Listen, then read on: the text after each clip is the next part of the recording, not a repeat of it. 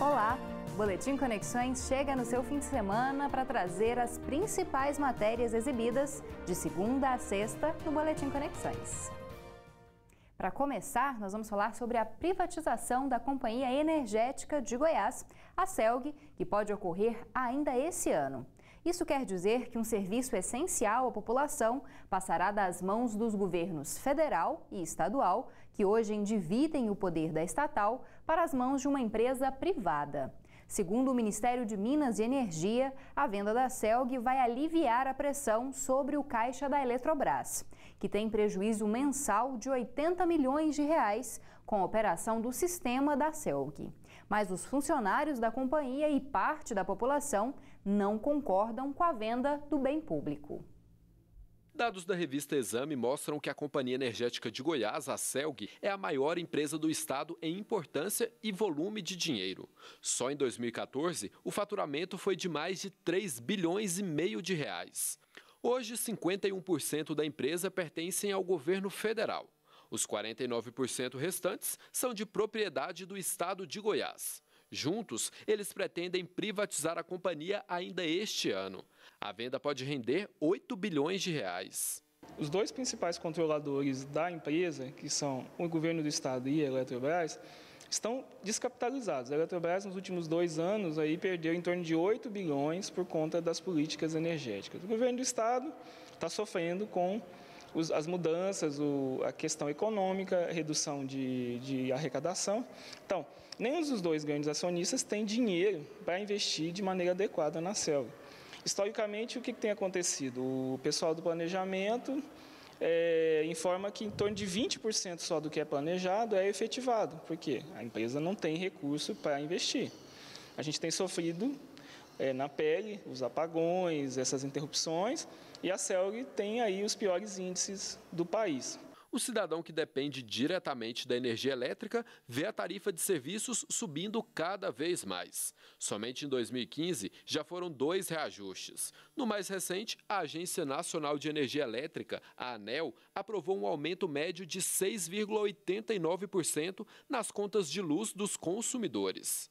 Nas ruas, o público tem medo que a privatização gere aumentos ainda maiores. A energia já está cara. E se vender para outra, como é que vem? Aí já vai ficar pior. Se a empresa visa lucro, ela precisa competir com outra também, que quer gerar lucro da mesma maneira. Então ela vai ter que melhorar a qualidade do serviço dela. Eu nem sei falar se é bom sair, se é bom ficar com a gente, não sei.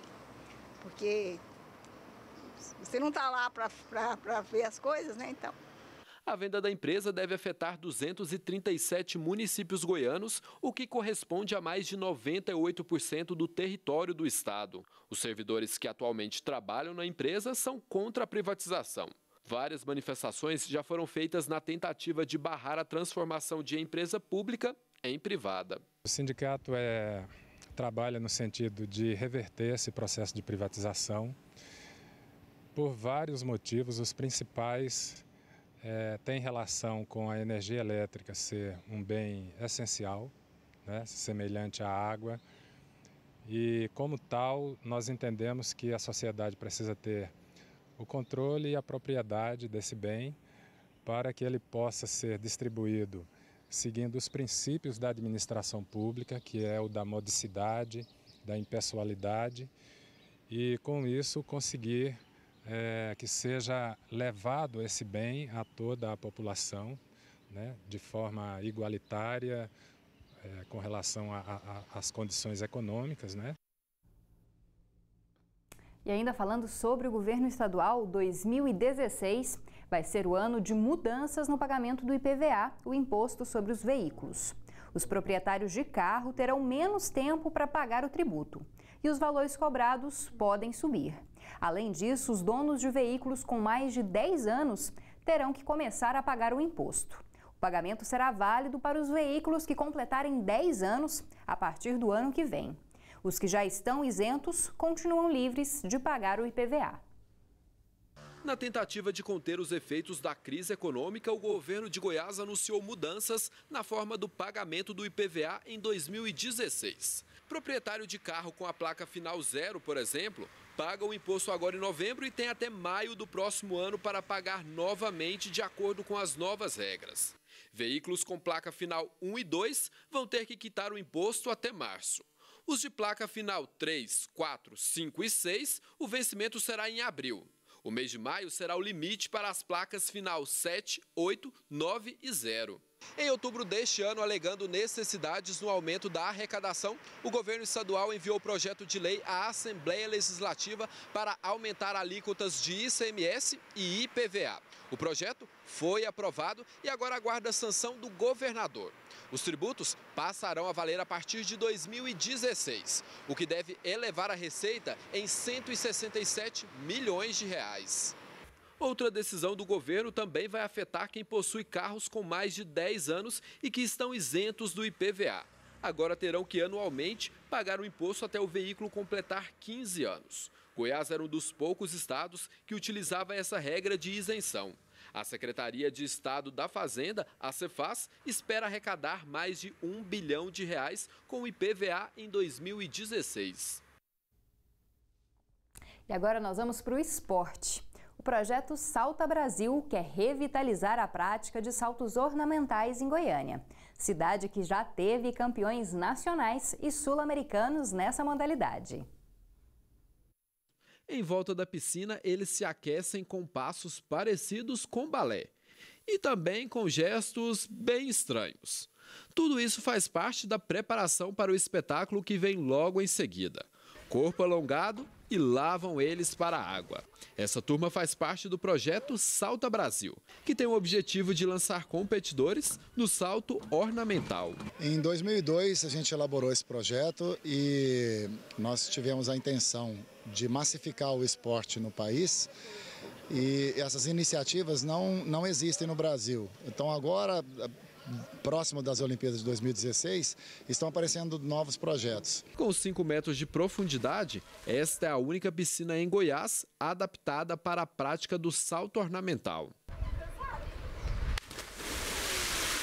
A piscina foi inaugurada em 1980. Daqui saíram campeões brasileiros e sul-americanos. Mas em 2002, o esporte foi abandonado pelo clube. Agora, 13 anos depois, o salto ornamental está de volta com a promessa de formar novos competidores. Pai e filho se encantaram pelo esporte. Tem sido muito enriquecedora, porque como eles têm toda a flexibilidade e energia para praticar a atividade, nós temos já experiência e um pouco mais de controle, a gente consegue orientar o filho, ele incentiva a gente, o professor coordena a equipe toda em direção ao atletismo mesmo. O pequeno Leonardo garante ter mais experiência que o pai e já tem grandes objetivos dentro do esporte. Futuramente, eu penso aparecer nos Jogos Pan-Americanos e ganhar medalha de ouro. O trampolim e as plataformas variam de tamanho. Podem chegar até 10 metros de altura. Mas para quem já está adaptado ao esporte, fazer essas piruetas, cair dentro d'água no tempo cronometrado e na posição perfeita, não é tão difícil quanto parece. A maior dificuldade é a altura, com certeza, é muito alta e pode ter algum machucado e tal. Mas isso aí é facilmente vencido, você gostando e tal, você tendo determinação, você vence isso.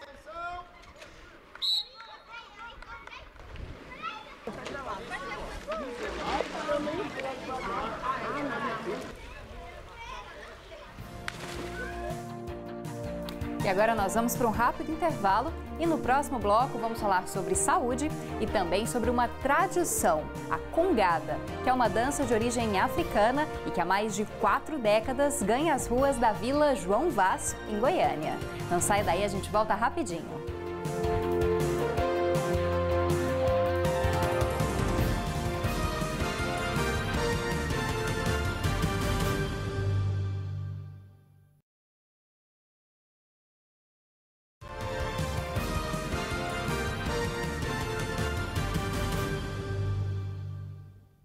Estamos de volta com o Boletim Conexões e agora é hora de falar sobre saúde.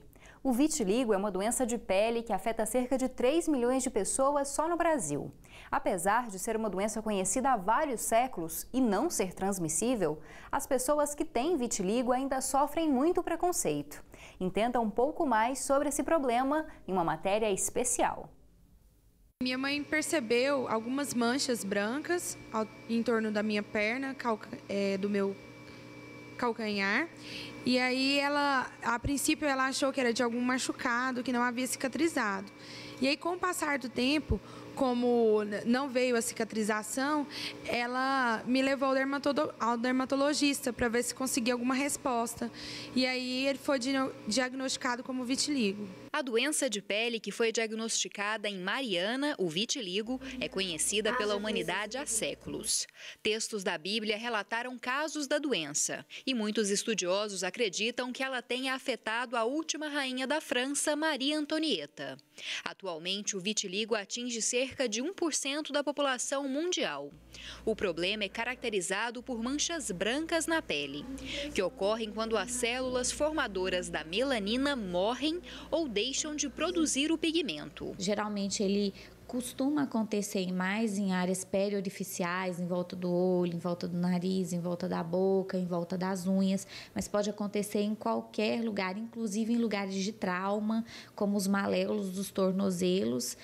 E ele pode acometer qualquer tipo de indivíduo, de qualquer raça, de qualquer idade, desde crianças pequenas até idosos.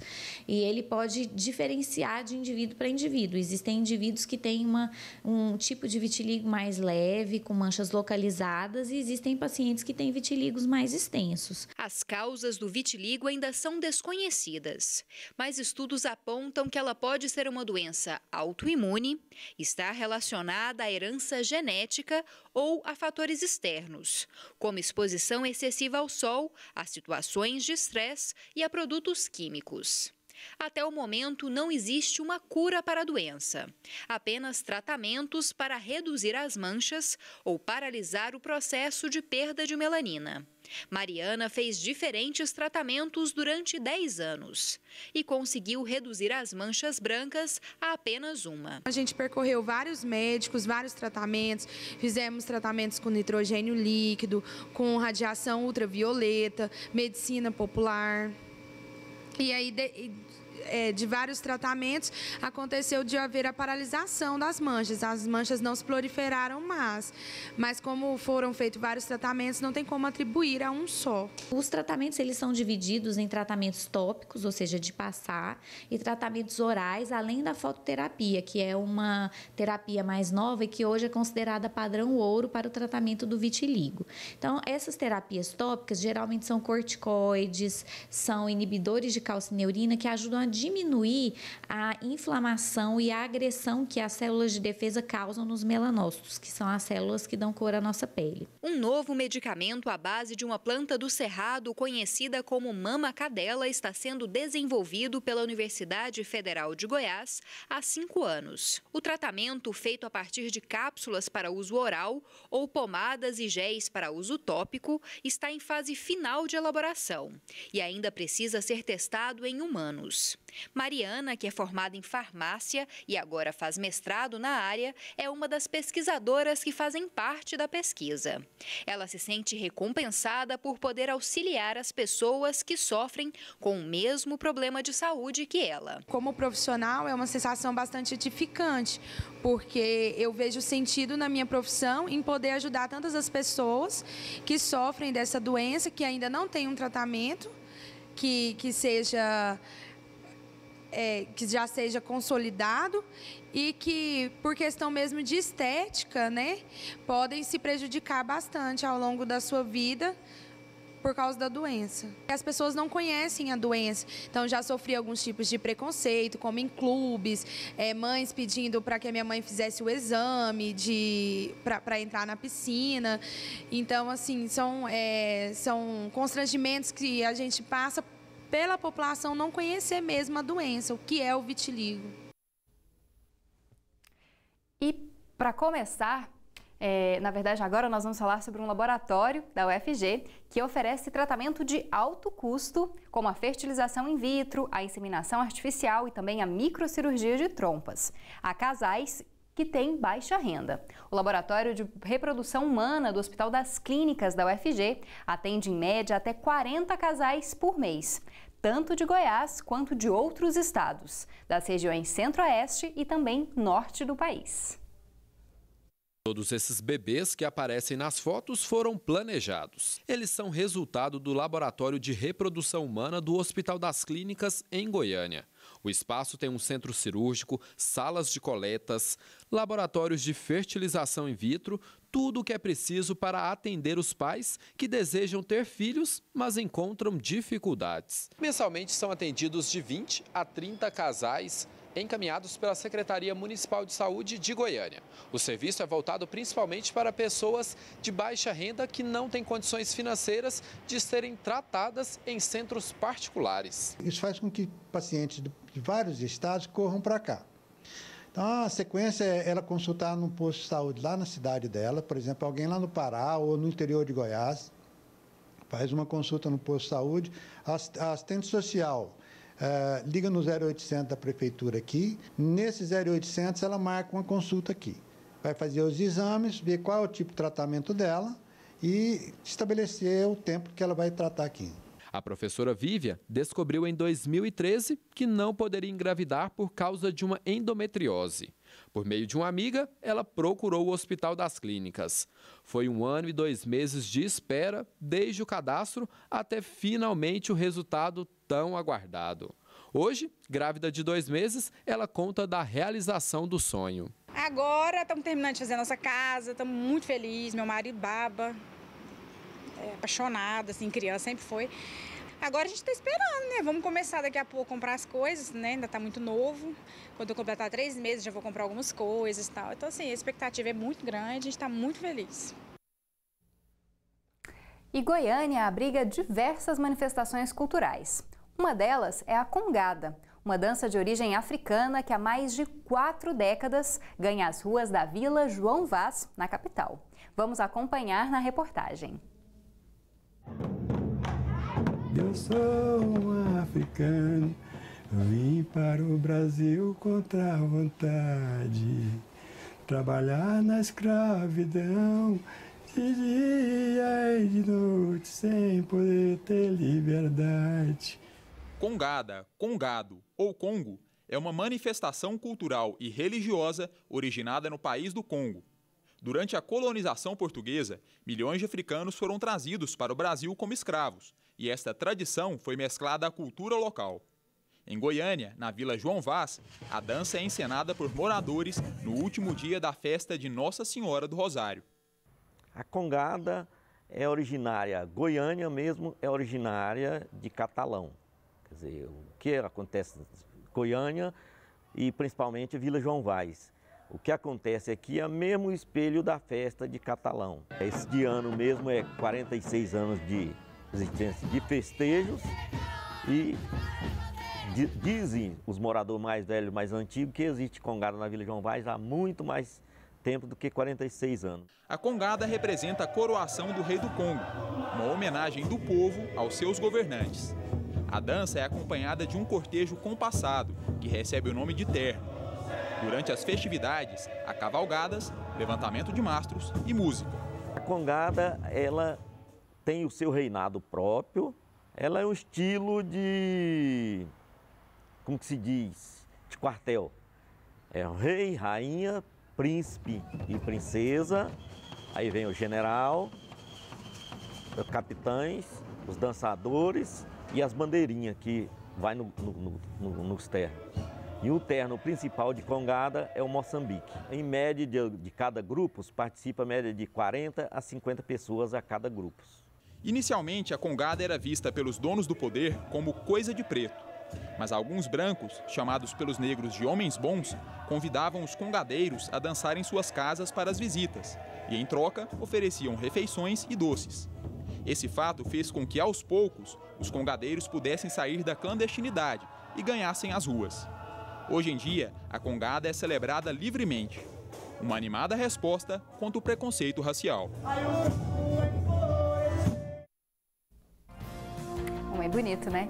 E é com essa imagem muito bonita que o Boletim Conexões de hoje chega ao fim.